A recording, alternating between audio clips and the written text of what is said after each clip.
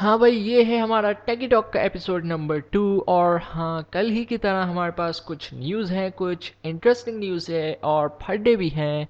But first मैं start करना चाहूँगा बहुत ही शॉकिंग न्यूज़ से, और जो अभी अभी आई है वो है वन प्लस 9 प्रो से रिलेटेड। तो वन प्लस 9 प्रो की कुछ तस्वीर लीक आउट हुई है फेमस यूट्यूबर डेव ली की तरफ से। और हाँ, इस फ़ोन का डिज़ाइन काफ़ी सिमिलर है जो कि हम पहले भी देख सकें स्टीव हैमरस्टॉफर की तरफ से। बट अभी कैमरा में कुछ चेंजेस किए हैं और जो कैमरा ब्रांडिंग है वो भी डिफरेंट है। पहले की camera branding I don't know क्या थी, बट वो प्रोटोटाइप के हिसाब से थी। बट इस दफ़ा वन प्लस ने एक्चुअल ब्रांडिंग की है जो कि है हेजल ब्लेड। अब जिनको नहीं पता तो हेजल ब्लेड एक कैमरा कंपनी है जिसके साथ वन प्लस कोलैबोरेट कर रही है वन प्लस 9 प्रो के कैमरास के लिए। और ये दुनिया का वाहिद फ़ोन होगा जिसमें ना सिर्फ कैमरा कंपनी अपने हार्डवेयर और ऑप्टिक्स को यूज़ करेगी बल्कि अपना सॉफ्टवेयर भी देगी। ये हमने पहले कहीं भी होते नहीं देखा, जैसे लाइका और हुआवे के साथ और नोकिया और जायस के साथ। ये दोनों ही कंपनी हुआवे और नोकिया कैमरा ब्रांड्स के साथ काम कर रहे थे, लेकिन कैमरा ब्रांड इनको जस्ट हार्डवेयर और ऑप्टिक्स की तरफ मदद कर रहा था।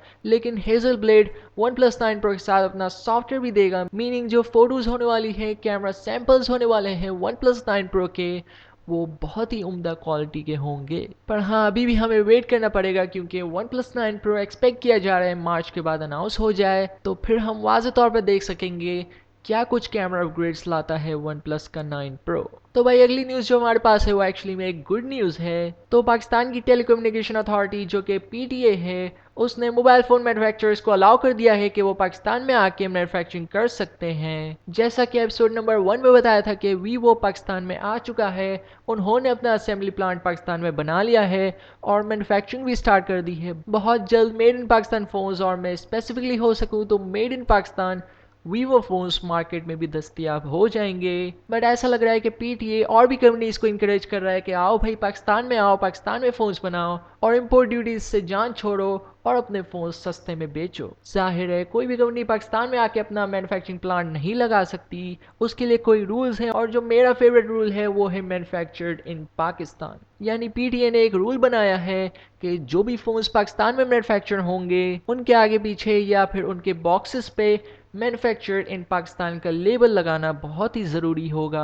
और ये आई गेस बहुत ही अच्छा रूल है। और अगर in future made in Pakistan phones बाहर मुल्कों में जाने स्टार्ट हो गए, यानी जो लिमिट होती है मैन्युफैक्चरिंग की वो एक्सीड कर गई, तो बेशक ये फ़ोन्स बाहर मुल्कों में भी जाएंगे और मैन्युफैक्चर्ड इन पाकिस्तान के लेबल के साथ जाएंगे। तो भाई, यही थी एक गुड न्यूज़। अब बात कर ले अगली न्यूज़ की, तो वो एक्चुअली में न्यूज़ नहीं बल्कि एक फड्डा है। तो ये फड्डा बेसिकली एप्पल और फेसबुक के दरमियान में है। अब ये काफ़ी बड़ा फड्डा है और दिन ब दिन बढ़ते ही जा रहा है। तो क्यों ना इसका थोड़ा बैकग्राउंड देते चलूँ आपको। तो एप्पल ने अपने iOS 14 के अपडेट के साथ कुछ फीचर्स इंट्रोड्यूस कराए थे जो कि प्राइवेसी से रिलेटेड थे और काफ़ी अच्छे फीचर्स थे। बेसिकली कोई भी एप्लीकेशन, कोई भी सॉफ्टवेयर या कोई भी वेबसाइट आईफोन्स में आपका माइक और कैमरा यूज़ करेगी तो आपको एप्पल इंडिकेट कर देगा हाँ भाई आपका कैमरा यूज़ हो रहा है या फिर आपका माइक्रोफोन। अब इसमें कौन सी बड़ी बात है। तो भाई, शायद आप लोगों को पता होगा कि फेसबुक के बारे में मशहूर है कि फेसबुक हमारी बातें सुनता है।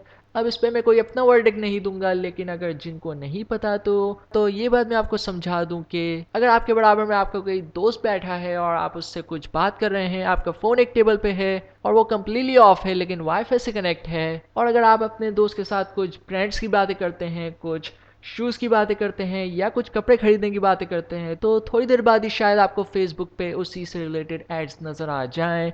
अब मुझे नहीं पता मैंने ये पर्सनली एक्सपीरियंस किया है या नहीं, क्योंकि भाई बात करके बंदा भूल जाता है और मेरा सेम केस है, तो इसीलिए मैं इस मामले में अपना कुछ भी वर्डिक्ट नहीं दूंगा। बट हाँ, अगर ये होता है तो ये एक बहुत बड़ा प्राइवेसी कंसर्न है और इसको एप्पल ने बहुत ही अच्छे से सॉल्व किया है। लेकिन स्टोरी अभी बाकी है मेरे दोस्त। एप्पल ने अपने iOS 14.5 के अपडेट के बीटा अपडेट के साथ कुछ और चीज़ें इंट्रोड्यूस कराई हैं जो कि बेसिकली ट्रैकिंग को मुश्किल कर देता है। यानी कोई भी एप्लीकेशन, कोई भी सॉफ्टवेयर, कोई भी वेबसाइट आपके आईफोन में आपको ट्रैक करना चाहती है, माइक्रोफोन से नहीं, ना ही कैमरा से, बट खाली आपका पैटर्न नोट करना चाहती है आप कौन सी एप्लीकेशन खोल रहे हैं, कौन सी वेबसाइट खोल रहे हैं या कौन से ब्रांड की वेबसाइट खोल रहे हैं। तो एप्पल ने अभी इसको और भी मुश्किल बना दिया है। बेसिकली अब कोई भी वेबसाइट या सॉफ्टवेयर आपको ट्रैक करना चाहेगा तो एप्पल आपको इंडिकेट कर देगा कि हाँ भाई ये सॉफ्टवेयर आपको ट्रैक करना चाहता है। अगर आप ओके पे क्लिक कर देंगे तो आप परमिशंस दे देते हैं, बट अगर आप नॉट नाउ पे क्लिक करते हैं तो वो वेबसाइट या वो सॉफ्टवेयर आपको बिल्कुल भी ट्रैक नहीं कर सकेगा। अब फेसबुक इस मामले से बहुत ज़्यादा गर्म हुआ था। फेसबुक ने एप्पल को भी हर्ट करने की कोशिश की, कुछ बातें की, जैसे कि फेसबुक का कहना था कि फेसबुक पे बहुत सारे छोटे छोटे बिजनेस चलते हैं और उनके लिए यूजर्स को ट्रैक करना ज़रूरी है क्योंकि वो छोटे छोटे बिजनेस का फ़ायदा हो। But in reality picture is a lot bigger than we thought. कुछ इनसाइडर्स क्लेम करते हैं कि इस स्टेप के बाद फेसबुक का रेवेन्यू जो है $10 बिलियन तक गिर सकता है, क्योंकि फेसबुक इसी डेटा को यूज़ करके एड्स दिखाता है और काफ़ी बड़ी ट्रैकिंग करता है। तो इस हिसाब से एड्स भी बिल्कुल परफेक्ट जगह पे लगते हैं और जिस वजह से फेसबुक और भी ज़्यादा रेवेन्यू जनरेट कर सकता है। बट एप्पल के इस स्टेप के बाद फेसबुक को तकरीबन $10 बिलियन तक का लॉस होगा। अब फेसबुक कुछ प्लान्स ऐसे भी कर रहा है कि एप्पल के ऊपर केस कर दे, बट उनके पास कोई वैलिड रीज़न नहीं है क्योंकि एप्पल एक सिक्योर कंपनी है। यूज़र्स की प्राइवेसी एप्पल का मेन मुद्दा है, जिस वजह से आईफोन्स इतने ज़्यादा मशहूर जो हैं। तो खैर देखते हैं कहानी में कौन से नए ट्विस्ट और टर्न्स आएंगे। क्या इन दोनों की बात बैठ जाएगी या ये दोनों अलग अलग रास्ते पर ही रवां दवां होंगे और एप्पल यूज़र्स को सिक्योरिटी देता रहेगा। अगली न्यूज़ जो हमारे पास है वो अगेन फेसबुक के तराजू में नहीं है। तो आपको तो पता होगा व्हाट्सएप के प्राइवेसी पॉलिसीज़ के बारे में, तो उसके बाद टेलीग्राम और सिग्नल पे काफ़ी ज़्यादा लोगों ने माइग्रेट किया और Telegram the most downloaded app है जनवरी 2021 में। तो अगेन ये कोई अच्छी बात नहीं है फेसबुक कंपनी के लिए क्योंकि व्हाट्सएप भी फेसबुक के अंडर में आती है। तो अगली न्यूज़ हमारे पास अगेन पीडीए से रिलेटेड है। तो फर्स्ट ऑफ ऑल तालियां हो जाए क्योंकि मुझे नहीं लगता इस हुकूमत में जितने काम पीडीए ने किए हैं वो टोटल काम पिछली हुकूमत ने किए हैं। खैर पीडीए अब एक्शन लेने वाली है स्पैम कॉल्स और मैसेजेस की तरफ, यानी अननोन नंबर कॉल्स और अननोन नंबर मैसेजेस। मेरे लिए तो पर्सनली ये बहुत ही अच्छी न्यूज़ है क्योंकि भाई मुझे बहुत ज़्यादा स्पैम कॉल्स आती हैं और मेरे जैसा बंदा जो रात के 3 बजे सोता है उसे सुबह 9 बजे कोई फ़ोन करके उठा देता है। और अगर आप पूछो तो भाई कौन बोल रहा है, तो सामने से जवाब आता है क्यों भाई मैं आपसे बात नहीं कर सकती, मतलब कि यार मजाक हो रहा है। तो खैर फाइनली पीटीए अपने लेवल पे अब कुछ करने लगी है। अगली न्यूज़ हमारे पास है वो अगेन गुड न्यूज़ है कुछ यूजर्स के लिए। इंस्टाग्राम एक ऐसा नया फीचर ला रहा है जो कि काफ़ी लोगों के लिए अच्छा साबित होगा। बेसिकली अगर आप कोई पोस्ट करते हैं इंस्टाग्राम पे या कोई स्टोरी डालते हैं और अगर आप वो डिलीट कर देते हैं या गलती से डिलीट हो जाती है तो वो परमानेंटली डिलीट सेक्शन में नहीं जाएगी। इंस्टाग्राम में अभी एक रीस्टोर ऑप्शन होगा जिसमें आपकी सारी पोस्ट सारी स्टोरीज होंगी जो आपने डिलीट कर दी हैं और अभी आप बाद में उनको रीस्टोर कर सकते हैं। लेकिन याद रहे इसमें सिर्फ 30 डेज तक का डेटा होगा, मीनिंग कि कोई पोस्ट को या कोई स्टोरी को 30 डे एक्सीड कर गए हैं तो वो आपको रीस्टोर सेक्शन में नहीं मिलेगी। अगली न्यूज़ हमारे पास Xiaomi से रिलेटेड है। तो Xiaomi के सीईओ ने एक ट्वीट किया है कि अगर Xiaomi $1500 में कोई फ़ोन लॉन्च करती है तो क्या आप उसे बाय करना चाहेंगे।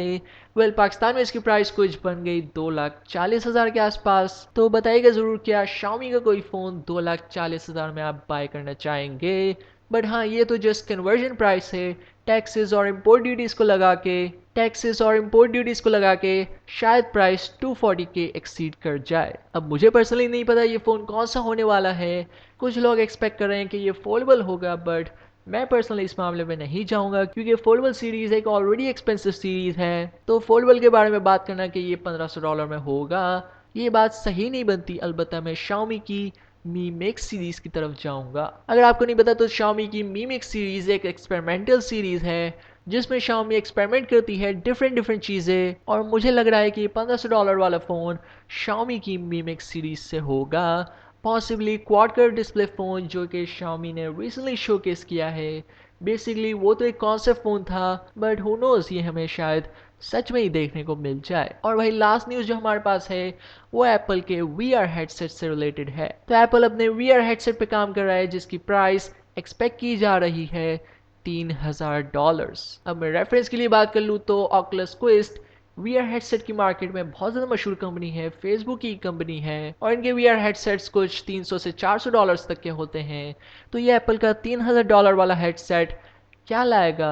कुछ फीचर्स एक्सपेक्ट किए जा रहे हैं जैसे कि 8K डिस्प्ले और इसकी मेन वजह यह है कि VR हेडसेट आपकी आंखों के बहुत ज़्यादा करीब होते हैं, तो मे बी आप पिक्सल्स डिटरमाइन कर ले कि हाँ भाई डॉट्स नज़र आ रहे हैं। इसीलिए एप्पल 8K डिस्प्ले ला रहा है कि यूज़र्स का एक्सपीरियंस खराब ना हो। इसमें और भी फीचर्स होंगे जैसे कि नॉर्मल VR हेडसेट में हमें 4 कैमरास देखने को मिलते हैं, लेकिन एक्सपेक्ट किया जा रहा है कि एप्पल के VR हेडसेट में हमें 12 कैमरास देखने को मिलेंगे। तो भाई ये था हमारा टेकी टॉक का एपिसोड 2। बताइएगा ज़रूर क्या क्या इंप्रूवमेंट्स आ गई हैं और क्या क्या इंप्रूवमेंट्स आना बाकी हैं। चैनल को कर ले सब्सक्राइब अगर आप इस चैनल पर नए हैं। और बाकी भाई आपसे मुलाकात होगी अगली वीडियो में, तब तक के लिए अल्लाह हाफिज़।